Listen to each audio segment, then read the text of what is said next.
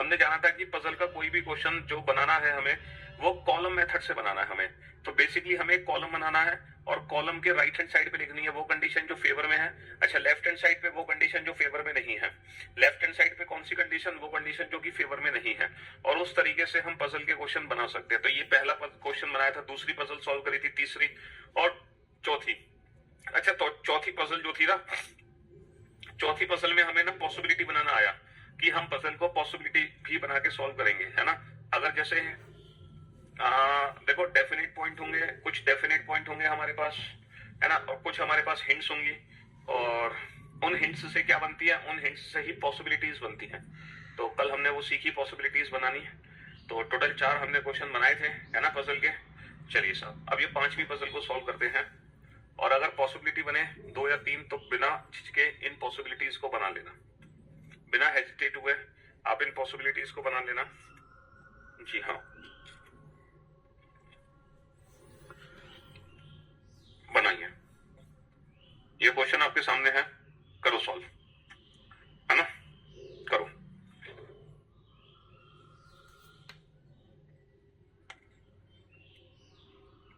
BEd कर right hand side पे वो कंडीशन लिखनी है जो फेवर में। हाँ जी, तो पजल चैप्टर को हमें कैसे डील करना है बेटा? राइट हैंड साइड पे वो कंडीशन लिखनी है जो फेवर में है, लेफ्ट हैंड साइड पे हमें वो कंडीशन लिखनी है जो फेवर में नहीं है ना। राइट हैंड साइड पे वो कंडीशन जो फेवर में, लेफ्ट हैंड साइड पे वो जो फेवर में नहीं है। और हिंट्स को साइड में लिख लो। और अगर पॉसिबिलिटीज बने तो उन पॉसिबिलिटीज को बना लेना। पॉसिबिलिटीज आनी चाहिए आपको बनानी कि किस तरीके से हमें पॉसिबिलिटीज बनानी है, क्योंकि पॉसिबिलिटी के बाद ही हम अपना एग्जाम का क्वेश्चन बना सकते हैं। समझ रहे हो? हाँ जी,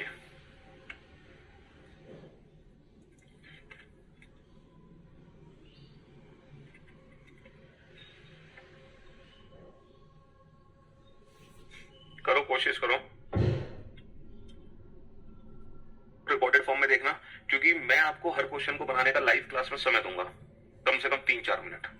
वरना बेटा लाइव पढ़ने का फायदा नहीं है। फिर तो आप इस क्लास को रिकॉर्डेड फॉर्म में देखना, आप इंटू 2 स्पीड में लगा लेना और पहले क्वेश्चन देखना, फिर पढ़ा के इस क्वेश्चन का सोल्यूशन देखना। आप प्रैक्टिस ही मत करो, फिर तो आप क्वेश्चन ही सॉल्व मत करो, है दादा। नहीं तो टाइम पास क्या होता है बेवकूफ। अबे कोशिश करोगे कि नहीं करोगे तभी तो क्वेश्चन बना पाओगे। अगर मैं तुम्हें 2-3 मिनट का समय ना दूं इस क्वेश्चन को बनाने के लिए, फिर फायदा क्या है इस क्वेश्चन को करने का? ये बता। फिर तो ये, अच्छा ये जो क्वेश्चन है बाबू, ये लिंकिंग पजल का क्वेश्चन है। हम लिंकिंग पजल ही तो पढ़ रहे हैं सबसे पहले। जी हाँ सर, ये लिंकिंग पजल का ही क्वेश्चन है और हम लिंकिंग पजल ही पढ़ रहे हैं। अच्छा, हम कॉलम किसका बनाएंगे? पर्सन के नाम का या डेट या डेज का? सर यहाँ पे जो कॉलम बनेगा वो डेज का कॉलम बनेगा, क्योंकि मैंने आपसे कहा पर्सन के नाम का कॉलम तब बनाते हैं जब डेट या डेज ना दी हो। तो यहाँ पे जो हम कॉलम बनाएंगे वो पर्सन के डेज का कॉलम बनाएंगे। स्टार्टिंग, है ना, क्या है डेज का कॉलम? कहाँ है? Monday and ending on Sunday. Monday to Sunday start करो बेटा। मंडे ट्यूसडे, है ना, Monday Tuesday Wednesday Thursday Friday Saturday Sunday. Monday to Sunday हमने स्टार्ट कर दिया। With one of the days being an off day, मतलब इनमें से कोई एक ऐसा डे है जो कि ऑफ डे है, यानी कि उस दिन कोई भी गेम नहीं खेला जाएगा। 7 में से एक दिन ऑफ है, 6 दिन गेम खेले जाएंगे, है ना। चलिए साहब, not necessary each of play different with one of during with one of the day being on off day, not necessarily in the same order of day, not necessarily in the same order, each of them has a different Sunday is not the off day, Sunday is not the off day। और यहां पर भी लिखा हुआ है, हाँ जी, Sunday is not the off day. बेटा संडे ऑफ डे नहीं है, यानी कि संडे को जो भी गेम खेला जाएगा, है ना, वो एक गेम होगा and the play of half hour duration is on that date. कहने का मतलब है कि संडे को जो भी गेम खेला जाएगा वो आधे घंटे का गेम है। जो भी गेम है वो आधे घंटे का गेम है, लेकिन बेटा संडे ऑफ डे नहीं है, संडे को कोई ना कोई गेम जरूर खेलना है। Play A is immediately before play E. अच्छा, जो ए है ना वो ई के तुरंत पहले है, ई के तुरंत पहले है, मतलब ई अगर यहाँ है तो ए यहाँ पर है। There are 2 place between play F which is of 3 hour and play C which is of 1.5 hour. ये पता है क्या कह रहे हैं कि प्ले एफ जो कि 3 घंटे का गेम है और प्ले सी जो कि 1.5 घंटे का गेम है, इनके बीच में ना बेटा 2 प्ले हैं, इनके बीच में 2 प्ले हैं, 2 प्ले। ठीक है, the off day is after the play E and there are 2 days between the off and the play A. देखो ये क्या कह रहे हैं, जो ऑफ है ना वो ई के बाद में है, जो ऑफ है वो ई के बाद में है। और ये एक और चीज कह रहे हैं कि ऑफ और ए के बीच में 2 का गैप है, ऑफ और ए के बीच में 2 का गैप है, और जो ऑफ है वो ई के बाद में है। ए प्ले ए, अच्छा, there are 2 plays between the off day and the play A. Play D which is of 2 hours is not on Monday. बेटा जो डी 2 घंटे का गेम है वो मंडे को नहीं है, तो जो कंडीशन फेवर में नहीं है वो लेफ्ट हैंड साइड पे है ना। The play is immediately before of is of 3 hours। बेटा ऑफ से जो पहले है वो 3 घंटे का गेम है, 3 घंटे का गेम यानी कि एफ, तो इसका मतलब ऑफ से पहले एफ है, ऑफ से पहले एफ है। Play A is for less than 2.5 hour। जो प्ले ए है बेटा वो 2.5 घंटे से कम का गेम है। तो बस ये है हमारी पजल। अब आप इस क्वेश्चन को, है ना, अब आप इस क्वेश्चन को कितनी भी बार पढ़ लो, इससे ज्यादा इंफॉर्मेशन कलेक्ट नहीं कर पाओगे। अब आप इस इंफॉर्मेशन को कितनी भी बार पढ़ लो, इससे ज्यादा इंफॉर्मेशन आपको नहीं मिलेगी। इतनी ही इंफॉर्मेशन है जो आपको मिलेगी, चाहे आप इस क्वेश्चन को 10 बार पढ़ो चाहे 20 बार पढ़ो, इससे ज्यादा इंफॉर्मेशन आपको मिल ही नहीं सकती। अच्छा, क्या इंफॉर्मेशन मिलेगी जब आप इस पजल को पढ़ोगे? तो आपको इंफॉर्मेशन क्या मिलेगी कि डी 2 घंटे का गेम मंडे को नहीं है, ठीक है।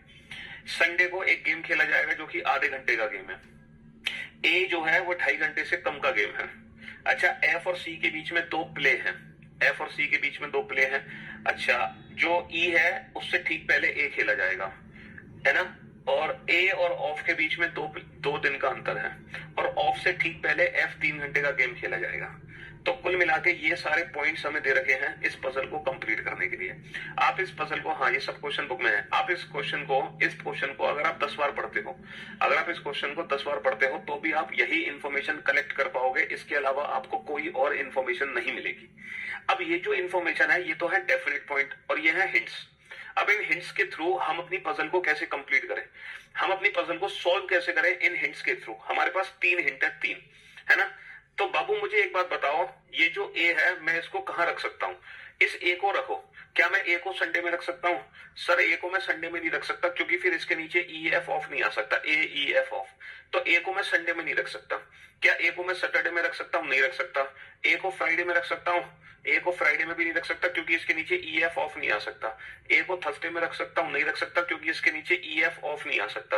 ए को मैं रख सकता हूं वेडनेसडे में, ए को मैं रख सकता हूं ट्यूसडे में, ए को मैं रख सकता हूं मंडे में। तो बेटा ए की 3 पॉसिबिलिटी है, ए मंडे में भी आ सकता है, ए ट्यूसडे में भी आ सकता है, ए वेडनेसडे में भी आ सकता है। ए मंडे में भी आ सकता है, ए ट्यूसडे में भी आ सकता है, ए वेडनेसडे में भी आ सकता है। कितनी पॉसिबिलिटी है? 3 पॉसिबिलिटी है। समझ रहे हो? ए तीनों में से कहीं भी आ सकता है। तो हमें क्या करना होगा, इसकी 3 पॉसिबिलिटी बनानी होंगी। बना लो बेटा इसकी 3 पॉसिबिलिटी, इसकी 3 पॉसिबिलिटी बना लो, है ना। Monday, Tuesday, Wednesday, Thursday, Friday, Saturday, Sunday. और एक और पॉसिबिलिटी बना लो, Monday, Tuesday, Wednesday, Thursday, Friday, Saturday, Sunday. भाई साहब मजबूरी है 3 पॉसिबिलिटी बनाना, क्या करें, बिना इसके काम ही नहीं चलेगा 3 पॉसिबिलिटी के। अब एक काम करते हैं, एक पॉसिबिलिटी में मैं ए को मंडे में रख सकता हूं, दूसरे में मैं ए को ट्यूसडे में रख सकता हूं, तीसरे में ए को वेडनेसडे में। अब ए थर्सडे, फ्राइडे, सैटरडे, संडे में नहीं आ सकता, ये तो कंफर्म है। चलो अब इनको सेट कर दो बेटा, ए से नीचे ई से नीचे एफ और ये हो गया ऑफ। ए से नीचे ई से नीचे एफ और ये हो गया ऑफ। ए से नीचे ई से नीचे एफ और ये हो गया ऑफ। और बाबू जो एफ है वो 3 घंटे का गेम है, जो एफ है वो 3 घंटे का गेम है, जो एफ है वो 3 घंटे का गेम है। ये वाली हिंट मैंने यूज कर ली बेटा, ये वाली जो हिंट थी ना, ये वाली हिंट मैंने यूज कर ली। 3 पॉसिबिलिटी बनी, तीनों पॉसिबिलिटी में इस हिंट को मैंने यूज कर लिया। चलिए साहब अब हम क्या करेंगे, अब हम ये वाली हिंट को यूज करेंगे कि एफ और सी के बीच में 2 प्ले हैं, एफ और सी के बीच में 2 प्ले हैं। अब बाबू अगर एफ यहाँ पे है तो मैं सी को कहां रखूं? क्या मैं सी को यहां रख सकता हूं? सर एफ और सी के बीच में 2 प्ले नहीं है। क्या मैं सी को यहां रख सकता हूं? सर अगेन एफ और सी के बीच में 2 प्ले नहीं है। सर एफ और सी के बीच में 2 दिन तो हैं, 2 दिन तो हैं लेकिन 2 प्ले नहीं है। प्ले होने चाहिए, प्ले का मतलब यहाँ पे भी गेम होना चाहिए। तो एफ और सी के बीच में 2 प्ले नहीं है। सर मैं सी को यहां रख सकता हूं? सर यहां रख तो सकते हो, एफ और सी के बीच में 2 प्ले हैं, एफ और सी के बीच में 2 प्ले हैं डेफिनेटली। लेकिन जो सी है ना वो 1.5 घंटे का गेम है, लेकिन यहाँ जो संडे को गेम होगा वो आधे घंटे का गेम होगा, इसलिए मैं सी को यहाँ भी नहीं रख सकता। कुल मिला के ये संभावना ही गलत है, कुल मिला के ये संभावना ही गलत है। तो मैं यहाँ पे सी को रखूंगा ऊपर, और सी जो है वो 1.5 घंटे का गेम है। और एफ और सी के बीच में 2 प्ले हैं, सी को मैं ऊपर रखूंगा, और जो सी है वो 1.5 घंटे का गेम है। और ये वाली हिंट भी मैंने यूज कर ली, ये वाली हिंट भी मैंने यूज कर ली, बहुत बढ़िया। अब बेटा डी 2 घंटे का गेम मंडे को नहीं आएगा। अच्छा, डी 2 घंटे का गेम संडे को आ सकता है? बिल्कुल नहीं आ सकता, क्योंकि संडे को तो आधे घंटे का गेम है। तो डी 2 घंटे का गेम सैटरडे को ही आएगा। डी 2 घंटे का गेम मंडे को तो आ नहीं सकता, साफ साफ मना किया हुआ है। अच्छा, डी 2 घंटे का गेम संडे को भी नहीं आ सकता, क्योंकि संडे को आधे घंटे का गेम है। इसका मतलब डी यहां भी नहीं आ सकता, डी यहां भी नहीं आ सकता, तो ये संभावना भी मेरी गलत हो गई। इसका मतलब ये संभावना भी गलत हो गई। तो फाइनली ये वाली संभावना मेरी बचती है, और यहाँ पे कौन सा पर्सन बच गया? ए बच गया, B. A B C D E F, बहुत बढ़िया। अच्छा, जो ई है, एफ 3 घंटे का गेम है, सी 1.5 घंटे का गेम है। जो ए की वैल्यू है वो 2.5 घंटे से कम है। अगर ए की वैल्यू 2.5 घंटे से कम है तो ये ना तो 2 है, ना 1.5 है, ना आधा है, ये 1 है। और जो ई है वो हो जाएगा 2.5 घंटे का गेम। और फाइनली ये अरेंजमेंट कंप्लीट हो गए। यानी कि ये है हमारी इस पजल का फाइनल आंसर। क्या है फाइनल आंसर? कि मंडे को सी 1.5 घंटे का गेम खेलेगा, ट्यूसडे को ए 1 घंटे का गेम खेलेगा, वेंसडे को ई 2.5 घंटे का गेम खेलेगा, थर्सडे को एफ 3 घंटे का गेम खेलेगा, फ्राइडे हमारा ऑफ रहेगा, सैटरडे को डी 2 घंटे का गेम खेलेगा, संडे को बी आधे घंटे का गेम खेलेगा। तो इस क्वेश्चन को हमने कैसे सॉल्व किया? With the help of possibilities and with the help of hints. तो पहले हमें क्या करना है? पजल के सारे डेफिनेट पॉइंट लिख लेने हैं और हमें हिंट लिख लेनी है। फिर बाद में हम देखेंगे कि इस हिंट के जरिए हम कितनी पॉसिबिलिटी बना सकते हैं, तो वो पॉसिबिलिटीज हमें बनानी है, और फिर हम अल्टीमेटली अपना क्वेश्चन सॉल्व कर सकते हैं। फिर इस इंफॉर्मेशन से रिलेटेड अब कितने भी क्वेश्चन एग्जाम में पूछ लिए जाए, हम सारे क्वेश्चन बना सकते हैं। तो ये लिंकिंग पजल है, जहां पर हम इंफॉर्मेशन को लिंक कर रहे हैं, है ना। इंफॉर्मेशन को हम क्या कर रहे हैं? जोड़ रहे हैं, एक दूसरे से जोड़ रहे हैं। इसी को बोलते हैं लिंकिंग पजल, जब इंफॉर्मेशन को जोड़ा जाता है। चलिए,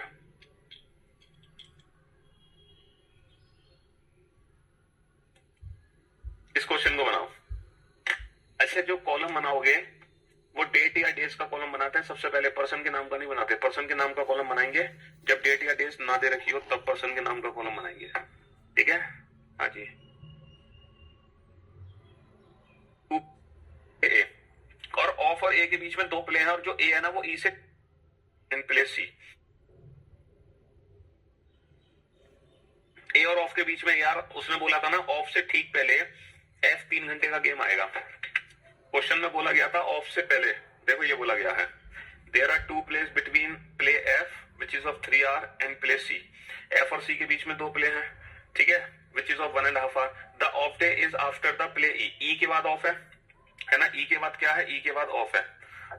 and there are 2 days between the off day and play A. और ऑफ और ए के बीच में 2 प्ले हैं, और जो ए है ना वो ई से ठीक ऊपर है, और ऑफ और ए के बीच में 2 है, तो इसका मतलब ऑफ नीचे आएगा, ताकि ऑफ और ए के बीच में 2 दिन आ जाए। And the play is immediately before the off day is of 3 hours.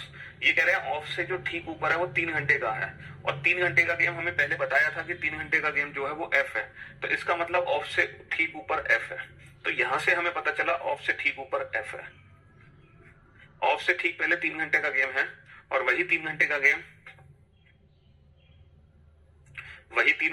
Of है। तो ये जो क्वेश्चन था, ये लिंकिंग पजल का थोड़ा अच्छा लेवल का क्वेश्चन था, क्वेश्चन नंबर 5, क्योंकि यहाँ पे 3 पॉसिबिलिटी बनी आपकी। 3 कितनी पॉसिबिलिटी बनी? 3 पॉसिबिलिटी, इसीलिए अच्छे लेवल का क्वेश्चन था। अब आप इस क्वेश्चन को सॉल्व करो बेटा कॉलम मेथड से। आप डेट का कॉलम बनाओ और डेज का कॉलम बनाओ, क्योंकि इस क्वेश्चन में बेटा डेट दे रखी है और डेज दे रखा है। इस क्वेश्चन में डेट और डेज दोनों चीजें दे रखी है, इसलिए डेट और डेज का कॉलम बनाओगे आप। किसका कॉलम बनाओगे? डेट और डेज का।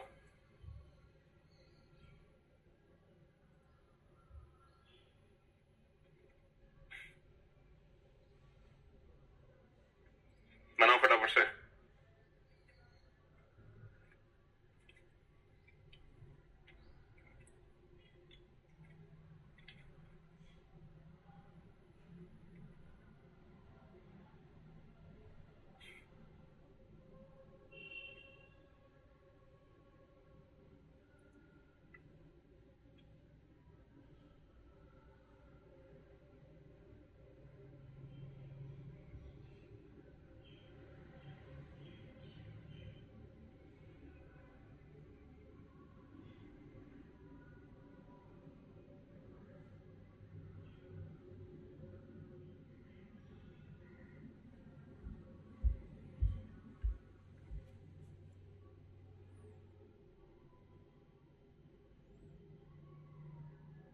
समझने की कोशिश करना।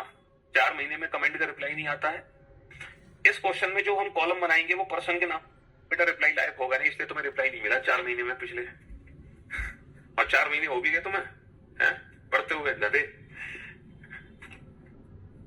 चलिए साहब, अब आप लोग बोर्ड पे ध्यान से देखना और ध्यान से समझने की कोशिश करना। इस क्वेश्चन में जो हम कॉलम बनाएंगे वो पर्सन के नाम का तो कॉलम बना नहीं सकते। हम कॉलम किसका बनाएंगे इस क्वेश्चन में? डेट या डेज का कॉलम बनाएंगे, क्योंकि इस क्वेश्चन में बेटा डेज दे रखे हैं। क्या दे रखे हैं डेज, ये बताओ। क्वेश्चन में क्या लिखा हुआ है? क्वेश्चन में लिखा हुआ है सोमवार से रविवार तक 6 खेल आयोजित किए जाने हैं। तो जब सोमवार से रविवार तक आयोजित होंगे तो हम कॉलम बना लेंगे सोमवार से रविवार तक का। हम किसका कॉलम बना लेंगे? सोमवार से रविवार तक का कॉलम बना लेंगे। Monday, Tuesday, Wednesday, Thursday, Friday, Saturday, Sunday, क्योंकि जो सीक्वेंस बेटा यहां होगा वही सीक्वेंस हम बना लेंगे। यहाँ पे बना लिया।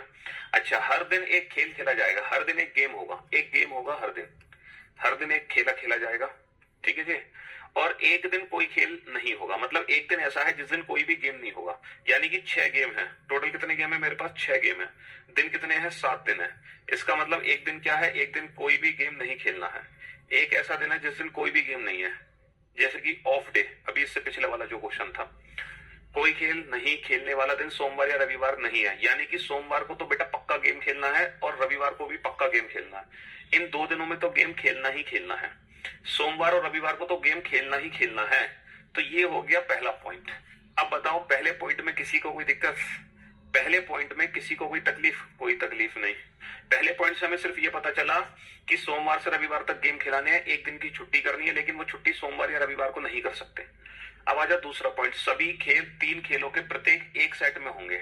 बेटा ये पता है क्या कह रहे हैं कि 3-3 खेल के 2 सेट बनेंगे। जैसे मान लो 6 गेम है तो पहले 3 गेम एक सेट में होंगे, दूसरे 3 गेम एक सेट में होंगे।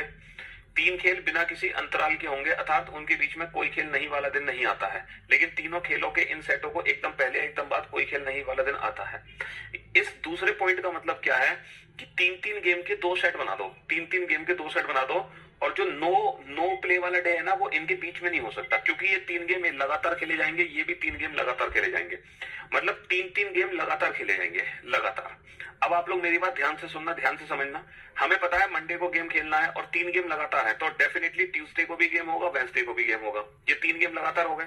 हमें पता है संडे को गेम खेलना है, तो सैटरडे फ्राइडे को भी गेम खेलना पड़ेगा, क्योंकि 3 गेम लगातार, 3 गेम लगातार। यानी कि हमें पता चल गया कि जो थर्सडे है उस दिन कोई भी गेम नहीं खेला जाएगा। तो दूसरे पॉइंट से हमें ये बात समझ आ गई कि थर्सडे को कोई भी गेम नहीं खेला जाएगा। 3-3 गेम के 2 सेट बन गए विदाउट एनी ब्रेक। हमें पता है सोमवार को तो गेम खेलना ही है, तो फिर 3 गेम लगातार हो गए, सोमवार मंगल बुधवार।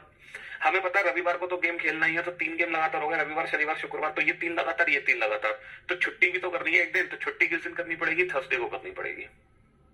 चलो अब आ जाओ बेटा तीसरे पॉइंट पे। अब तीसरा पॉइंट आ जाओ। तीसरा पॉइंट क्या है? खेल Z 26 तारीख को और खेल X उसी महीने की 31 तारीख को, यानी कि 26 तारीख को X है और 31 तारीख को, सॉरी 26 तारीख को Z है, 31 तारीख को X है। अब हमें यहाँ पे तारीख के बारे में कुछ नहीं पता कि 31 तारीख मंडे है, ट्यूसडे है, वेडनेसडे है, थर्सडे, फ्राइडे, सैटरडे, संडे, हमें तारीख नहीं पता। यानी कि हमें तारीख भी इंट्रोड्यूस करनी पड़ेगी, तारीख भी इंट्रोड्यूस करनी पड़ेगी। फिलहाल मैंने ये तीसरा पॉइंट यहाँ पे लिख लिया हिंट के रूप में, तीसरा पॉइंट मैंने हिंट के रूप में लिख लिया। अब चौथा पॉइंट, खेल भी खेल ए के एकदम बाद में नहीं है, लेकिन ए के बाद है। अच्छा, चौथा पॉइंट है जो बी है ना वो ए के बाद में है, लेकिन बी जो है ए के तुरंत बाद नहीं है, लेकिन ए के बाद में है। जरूरी नहीं है कि एकदम। और एम, खेल एम क्यू से एकदम पहले है, और बेटा जो एम है ना वो क्यू से ठीक एक दिन पहले है, मतलब क्यू से ठीक एक दिन पहले एम है, और ए के बाद में भी है, लेकिन तुरंत बाद में नहीं है। तो ये भी पॉइंट मैंने हिंट की फॉर्म में लिख लिया। तो अब आप ये बताओ, इन 4 दिनों में इन चार पॉइंट पढ़ने में किसी को कोई तकलीफ? इन 4 पॉइंट को पढ़ने में किसी को कोई तकलीफ है? इन 4 पॉइंट को पढ़ने में सर, पहले पॉइंट ने हमें समझाया सोमवार से रविवार तक 6 गेम है, सोमवार को भी एक गेम है, रविवार को भी एक गेम है। दूसरे पॉइंट ने हमें ये समझाया कि सर ये 3 गेम लगातार है, ये 3 गेम लगातार है, इनके बीच में छुट्टी है। तीसरे पॉइंट ने हमें ये समझाया कि 26 तारीख को Z है, 31 को X है। चौथे पॉइंट ने मुझे ये समझाया कि B A के बाद में है,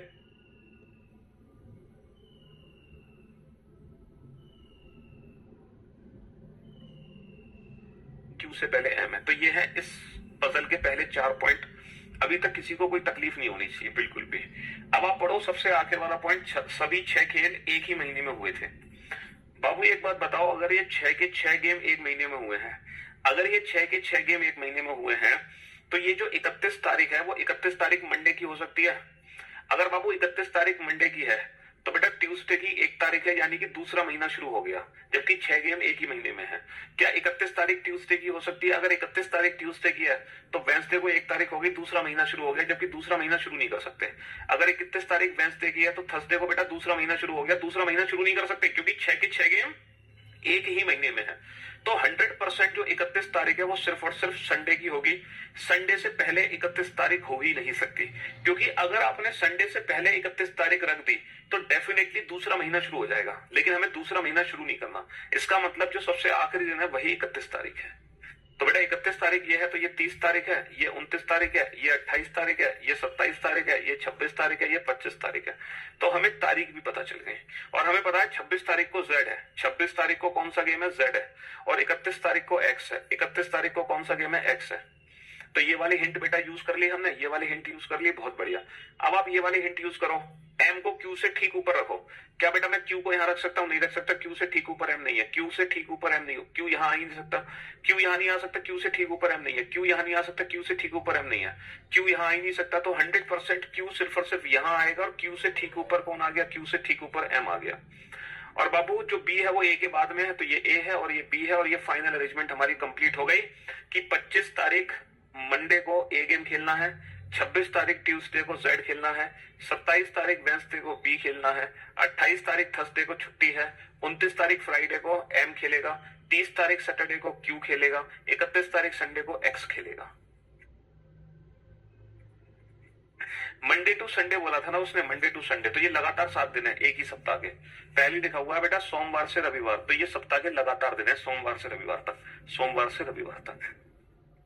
ठीक है, अल्टीमेट मौजम मौज, बहुत बढ़िया। तो अब आप लिंकिंग पजल का कोई भी क्वेश्चन बना सकते हैं बड़े प्यार से, अब आपको तकलीफ नहीं होगी लिंकिंग पजल में। चलिए, ये है बेटा दूसरी पजल जिसको हम बोलेंगे ग्रुपिंग पजल। ये ग्रुपिंग पजल है। अच्छा, ग्रुपिंग पजल में आपको क्या करना होगा? जो कॉलम बनाना होगा ना वो ग्रुप का ही कॉलम बनाना होगा। ग्रुपिंग पजल में जो कॉलम आप बनाओगे ना वो ग्रुप का ही कॉलम बनाओगे। किसका कॉलम बनाओगे? ग्रुप का ही कॉलम बनाओगे, ग्रुप का। जैसे M T J R D W Q 7 मित्र हैं जो कि एबीसी 3 अलग अलग कार में जा रहे हैं।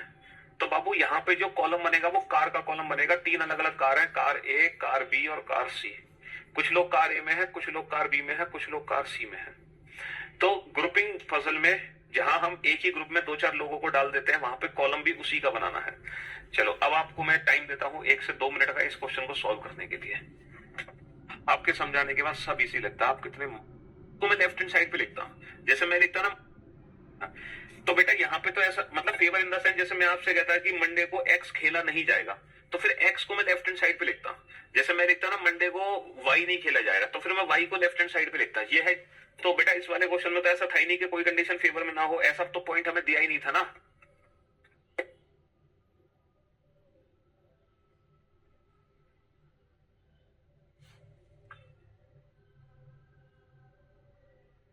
ग्रुपिंग पजल का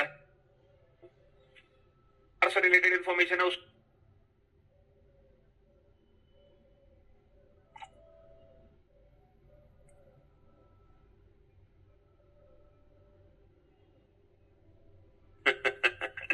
है ना। चलिए, तो पहला पॉइंट है प्रत्येक कार में कम से कम 2 मित्र सवार हैं। बेटा हर कार में कम से कम 2 मित्र हैं, मतलब हर गाड़ी में कम से कम 2 लोग हैं। प्रत्येक कार में कम से कम 2 मित्र सवार है, हर कार में कम से कम 2 लोग हैं। इनमें से 3 महिलाएं हैं जो कि प्रत्येक अलग अलग कार में हैं, मतलब 3 महिलाएं हैं और हर कार में 1 महिला है। हर कार में 1 महिला है। जो मेल कैंडिडेट है उसको हम त्रिभुज में बंद कर देंगे, और जो फीमेल कैंडिडेट है उसको हम बंद कर देंगे सर्कल में। ठीक है, ब्लड रिलेशन में हम ये पढ़ते हैं। टी केवल अपनी सबसे अच्छी महिला दोस्त क्यू के साथ कार बी में यात्रा करता है। देखो, कार बी में यात्रा कौन करता है? टी यात्रा करता है। किसके साथ? केवल क्यू के साथ, और अपनी महिला दोस्त यानी कि क्यू जो है एक महिला है। तो और हर कार में सिर्फ एक ही महिला होनी चाहिए, यानी कि टी पुरुष है। और बी कार में केवल यही दोनों है, क्योंकि उसने बोला है कि टी केवल क्यू के साथ यात्रा करता है बी कार में, यानी कि बी कार में इसके अलावा कोई और नहीं आ सकता। बी कार में इसके अलावा कोई और नहीं आ सकता, टी और क्यू के अलावा। एम कार ए से एम कार ए में यात्रा करता है, एम कार ए में यात्रा करता है, डी एंड डब्ल्यू कार सी में यात्रा नहीं करते। अच्छा ये बताओ डी और डब्ल्यू सी से यात्रा नहीं करते, तो डी और डब्ल्यू बी में तो वैसे भी नहीं कर सकते यात्रा, बी कार तो भर चुकी है, डी सी से करते नहीं है। तो 100% डी और डब्ल्यू कार ए से यात्रा करते हैं, कार ए भर गई। अच्छा पर्सन कौन कौन से बच्चे, जे एंड आर, तो डेफिनेटली जे और आर होंगे, कार सी भी भर गई, कार सी भी भर गई।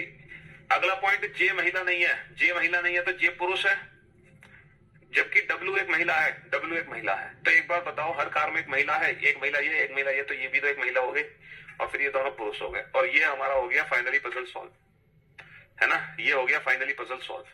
हाँ बेटा, मेल को रिप्रेजेंट करोगे त्रिभुज से, फीमेल को रिप्रेजेंट करोगे सर्कल से। जब हम ब्लड रिलेशन चैप्टर पढ़ते हैं तो ब्लड रिलेशन चैप्टर में इसी कंसेप्ट से हम अपने सारे क्वेश्चन बनाते हैं, ठीक है, इसी ट्रिक से हम अपने ब्लड रिलेशन के सारे क्वेश्चन बनाते हैं, आपको पता है। तो हमें पता चल जाता है मेल और फीमेल दूर से।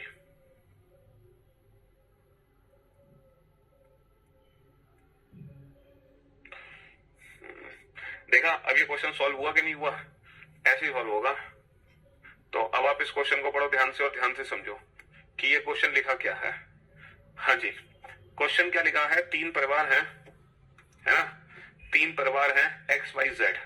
तो तीन परिवार है एक्स वाई जेड, तो इनके परिवार का कॉलम बना लेंगे हम, एक्स परिवार ये, वाई परिवार ये, जेड परिवार ये। एक्स परिवार से रिलेटेड इंफॉर्मेशन यहाँ लिखेंगे, वाई परिवार से रिलेटेड यहाँ, जेड परिवार से रिलेटेड यहाँ। तो तीन परिवार है ना।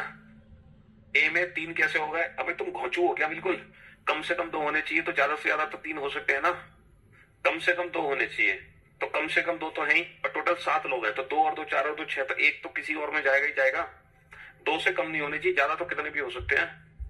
हाँ जी बेटा, तीन परिवार हो गए, तीन परिवार हो गए एक्स वाई जेड, 8 सदस्य हैं A B C D E F G H, तीन अलग अलग कार में यात्रा करते हैं, ये तीनों अलग अलग कार में यात्रा करते हैं। तो यहाँ पे कॉलम बेटा कार का भी बनेगा, क्योंकि कार में भी तो लोगों को बैठाओगे, पहली कार, दूसरी कार, तीसरी कार। तो एक तो तीन परिवार है एक्स वाई जेड, और तीन कार है 1 2 3। अगर परिवार से रिलेटेड इन्फॉर्मेशन है तो यहाँ लिखो, कार से रिलेटेड इन्फॉर्मेशन है तो यहाँ लिखो, ठीक है। 8 में से 4 महिलाएं सदस्य हैं, 4 महिला सदस्य हैं 4, और 4 ही पुरुष सदस्य हैं। किसी भी परिवार के सदस्य अलग अलग कार में यात्रा करते हैं। अच्छा मान लो इस परिवार में 3 सदस्य हैं, 3, तो ये तीनों ही सदस्य अलग अलग कार में यात्रा करेंगे। ये तीनों ही सदस्य एक कार में यात्रा नहीं कर सकते, या इनमें से कोई दो भी एक कार में यात्रा नहीं कर सकते। परिवार के जितने भी सदस्य हैं सब अलग अलग कार में यात्रा करेंगे। ये लड़ाई हो गई है सब परिवार के आपस में सदस्यों की, तो पहले ही बोला जा रहा है, ठीक है। आपको कैसे पता चला कि कार में सिर्फ 3 ही पर्सन आ सकते हैं? यार तुम बिल्कुल ही गधे हो गया सबके सब, हैं? इसमें 2 लोग आ गए, ठीक है, इसमें 2 लोग आ गए, ये तो पहले ही पता चल गया था। अच्छा डी और डब्ल्यू सी में नहीं आएंगे, तो डी और डब्ल्यू कार ए में आ गए, तो कार ए में कितने लोग हो गए? 3 लोग। इसमें कितने हो गए? 2 लोग। तो बाबू 3 और 2 5 हो गए। हमारे पास टोटल 7 लोग हैं बैठाने को, हमारे पास टोटल 7 लोग हैं, जिसमें से 5 यहाँ बैठ चुके हैं, बचे कितने? 2। तो वो दोनों के दोनों सी में तो आएंगे, क्योंकि 2 से कम सी में नहीं आ सकते, इसीलिए कार ए में 3 से ज्यादा नहीं आ सकते, क्योंकि 2 यहाँ आ गए और यहाँ 3 से ज्यादा इसलिए नहीं आ सकते, क्योंकि फिर सी में बेटा 2 से कम हो जाएंगे। टोटल 7 है ना, और कम से कम 2 हर कार में आने हैं, तो बेटा 2 यहाँ आ गए थे, 3 यहाँ आ गए, 5, तो जो 2 बचे वो दोनों के दोनों कार सी में तो आएंगे। थोड़ा कॉमन सेंस मैंने कुछ है कि नहीं है, कुछ लगा रहे हो कि नहीं लगा रहे? तुम पजल बना रहे हो, रीजनिंग की पजल, और बिल्कुल यूज ही नहीं कर रहे। तुम्हें क्या चाहिए? 2 दूनी 4 है। तुम्हें क्या चाहिए? सर a प्लस बी का होल स्क्वायर होता है a square plus B square plus 2ab, और सर हमें चाहिए a is equal to 3 b is equal to 4, तो हम यहाँ पे फॉर्मूले में रख देंगे a is equal to 3 b is equal to 4। ये चाहिए तुम्हें? ऐसे क्वेश्चन सॉल्व करोगे कि हमें सर डायरेक्ट फॉर्मूला बताओ, वैल्यूज बताओ, फिर हम पुट करके आंसर निकालेंगे। इतना कर सकते हैं सर, इससे ज्यादा हम नहीं कर सकते हैं। क्यों भाई? इससे ज्यादा नहीं कर सकते। डायरेक्ट फॉर्मूला बताओ, वैल्यूज बताओ एक्स और वाई की, वो अप्लाई करेंगे तभी हम आंसर निकाल पाएंगे। अरे थोड़ा बहुत यूज करोगे कि नहीं करोगे? पजल बना रहे हो, पजल मजाक है क्या बेटा? पजल है, पहेली सुलझा रहे हो तुम, रीजनिंग की पहेली है, मजाक बना रखा है क्या तुमने पहेली को? दिमाग चलाओ, दिमाग यूज करो दिमाग को अपना, क्योंकि जितनी ज्यादा पहेलियां सुलझाओगे तुम्हारा दिमाग उतना ही तेज हो जाएगा, समझ रहे हो? उतना ही तेज दिमाग हो जाएगा तुम्हारा। जी कोई नहीं अर्चना, होगा बस इस चैप्टर के बाद, ठीक है, थोड़ा सा वेट कर लो।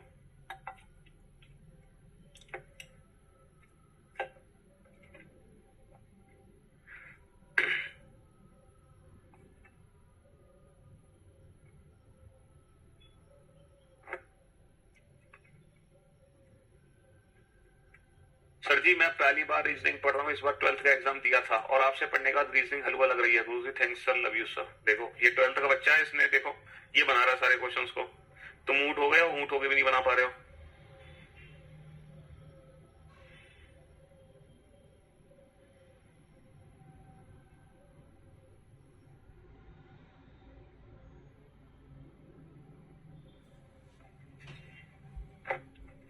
इसमें रेलवे की पजल है ना, टीचिंग की पजल, यूपीएससी की पजल, एसएससी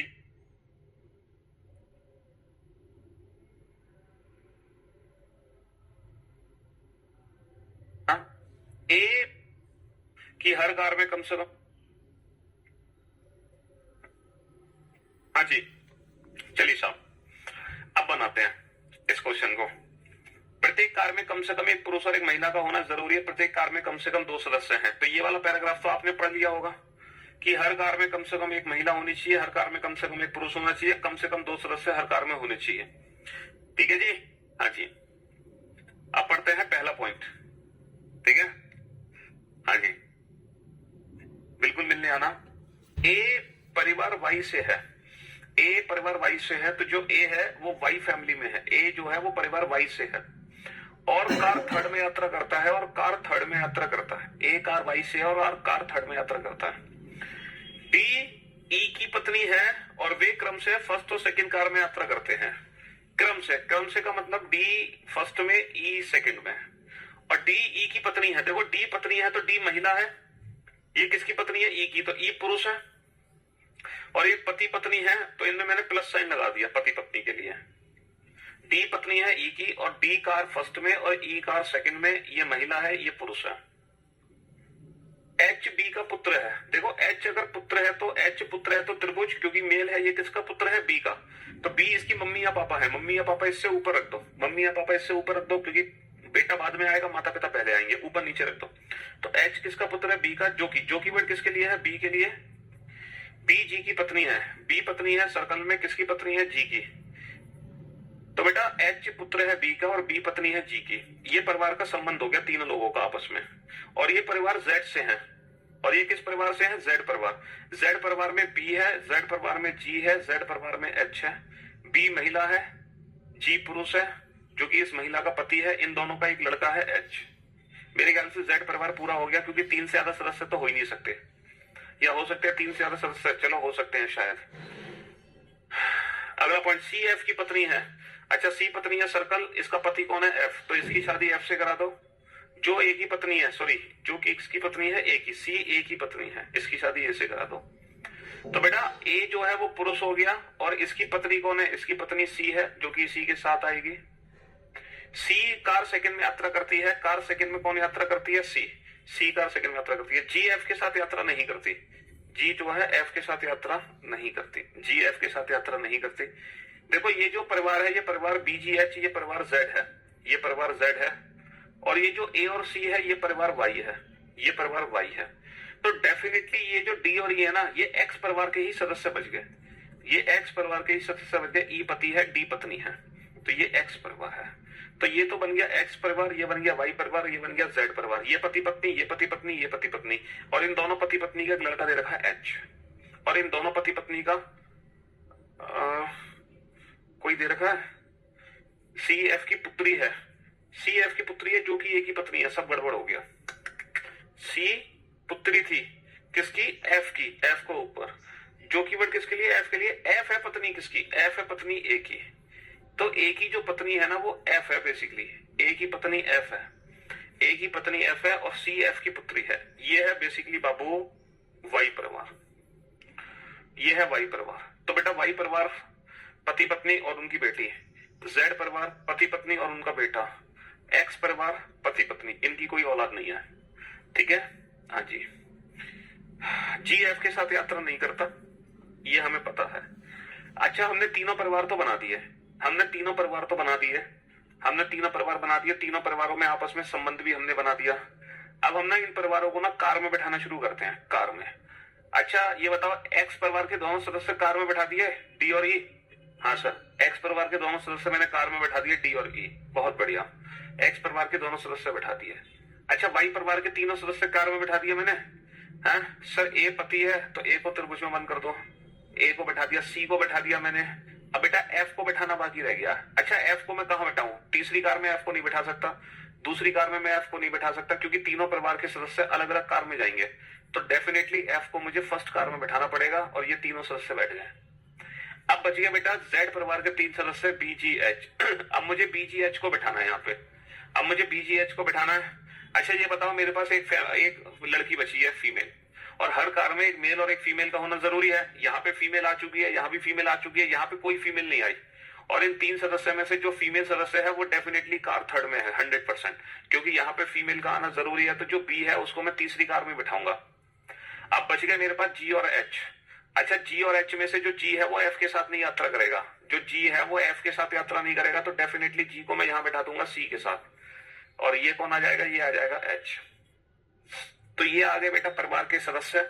इन परिवार के सदस्य को बैठा दिया मैंने कार में, इन परिवार के सदस्य को बैठा दिया मैंने कार में।